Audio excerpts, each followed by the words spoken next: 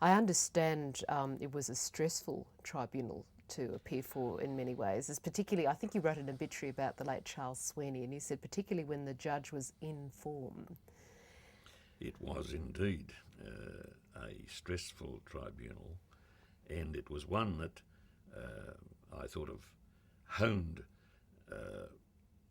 the skills of people who appeared before them.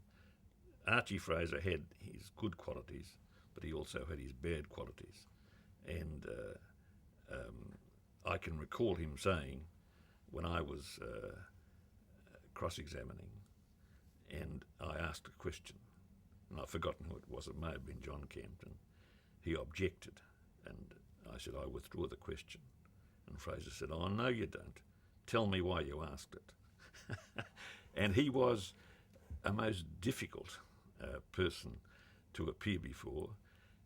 On the contrary, Frank Field was one of the more judicial characters I think I've ever met, and Ron Atchison was a different type again. But the licensing court, now you've revived it, it springs to mind that Reg Smithers, who appeared for the what we call the dries, that is the objections on any ground to the granting of a licence, and he had gone to a meeting the night before at North Balwyn and asked the assembled throng, well, do you want me to tell you that tell the court that liquor is evil, that it's evil in all circumstances? Yes, yes, yes. And so he did, and Frank Field said, well, do you say that liquor is evil in all circumstances? Yes, I do. And the consequence was that there was a barney between the court and he, and such that he slammed his brief down and he said, I'm withdrawing, and walked out. And Atchison said, well, why are you doing that? Well, I don't like the look on your faces. And then Fraser said to Kevin Anderson, who was Smithers Jr., well, what do you say? And he said, I follow my leader. Look, I could go on for ages about the things that occurred in the licensing court. Can I ask you about one, actually? Because Yes. you also mentioned the late Don Campbell. Oh, yes. And I understand he had a tendency to spoonerisms, and I believe he was cross-examining a witness and asking him whether he would like to have his liquor delivered. But Don Campbell actually said whether he would like his liver deliquored. Yeah, that's certainly prevalent, and I wasn't there when that happened. But Don Campbell was, when I first came to the bar, and I had a great deal to do with him both as his junior and as a junior opposing him, because he was always opposed by Silk. I got to know him very well. He died at only the age of 67, which seems terribly young from my perspective now.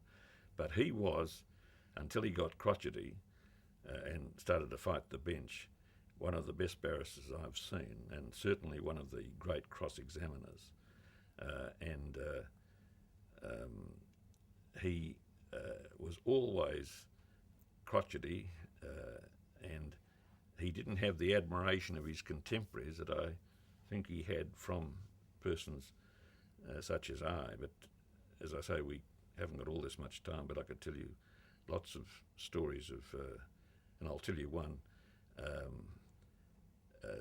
Harry Campton, who was John Campton's father, and Harry Campton had been a member of the previous licensing court, and he was asking questions of a witness, and John, who was Donny's junior, objected, and the objection was overruled, and he continued. Then he objected again and again, and then he got up and he said, my learned friend says that this is going somewhere. Well, I invite the court to accept from him an undertaking it is going somewhere.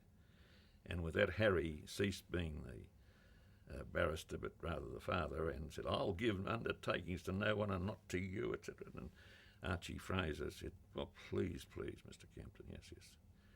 And so everything cooled down. And then the sibilant whisper of Donny Campbell said, that's what comes of having a father at the bar. But now I'll just tell you one other thing I think out of the licensing court.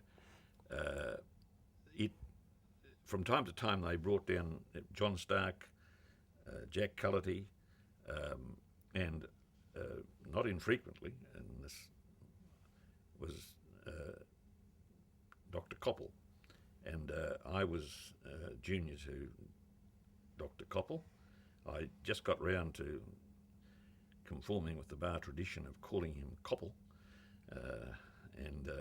but he was always tremendous as far as I was concerned, though he was an acerbic character. But we were walking into the licensing court, and Warrington Rogers of Rogers and Gaillard said to Koppel, "Oh, an unfamiliar jurisdiction, Dr. Koppel?"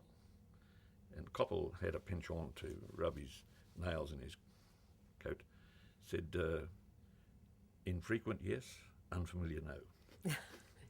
When he used to rub his nails, I believe people used to say it was him sharpening his talons. Well, I think that's probably right.